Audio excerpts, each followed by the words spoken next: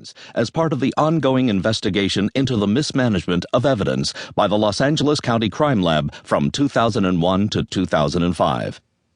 Jenkins, 26, was convicted in 2003 of killing her mother, Swiss-American socialite and philanthropist Marion Elzinger.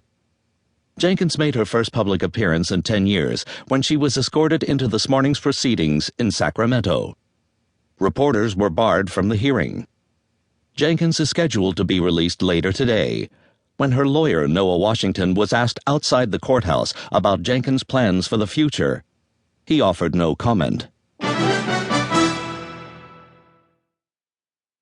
Chapter 1. As soon as they processed my release, Noah and I hit the ground running.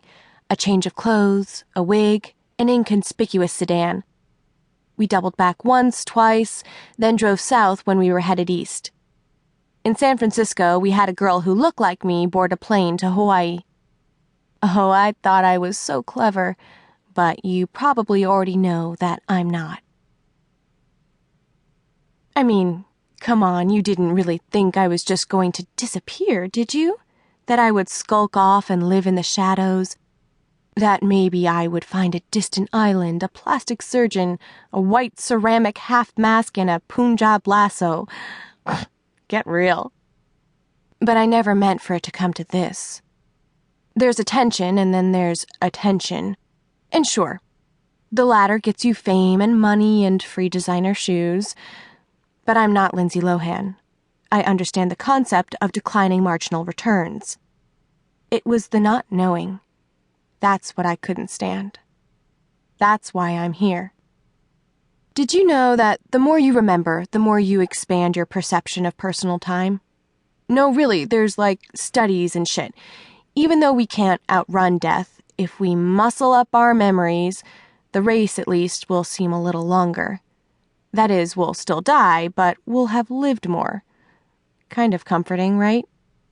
Unless, of course, you're me. Imagine how it would feel if, out of the blue, someone were to hand you a gold medal and tell you it was yours. Oh my God, you'd think, I am so super awesome, I won the Olympics. But wait, what did I win? When did I win it? When did I train? Shouldn't my biceps be full on Madonna? How could I possibly forget the defining moment of my life? And what does it mean that I did? Now imagine that instead of a gold medal, you were given a murder conviction, and you'll have some sense of how it is for me. When I think back on the night my mother died, it's like trying to adjust a pair of rabbit ears to pick up a distant broadcast signal.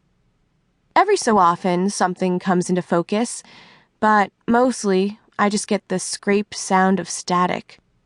An impenetrable wall of snow. Sometimes there isn't even a picture. Sometimes there isn't even a TV. Maybe if I'd had a moment to stop and think that morning, I might have had the chance to imprint a useful detail or two, but the police hustled me out of the house and into a cruiser and over to the station before I could even think to worry about what I was wearing, much less what I might have done.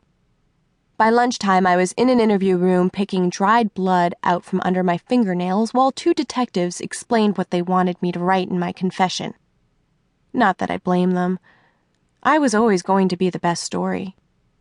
Next was the trial, which didn't have anything to do with what I knew, but rather with what other people had decided I knew, and soon enough I lost the ability to tell the difference between them. And now I'm stuck with a mess of a memory, a hodgepodge of angry testimony, sanctimonious magazine profiles, made-for-TV movies, less linear narrative than true Hollywood story highlight reel. I don't know what's mine anymore. And then there's the evidence. The only fingerprints in my mother's room, mine. The only DNA under my mother's nails, probably mine. The only name written in blood next to my mother's body, definitely mine. That's right, you probably didn't know that part, did you? It's hard enough to maintain your innocence when so many people are so sure you're not. It's impossible when you're not sure of anything at all, other than the awful, inescapable fact that you hadn't particularly liked your own mother. The uncertainty ate at me.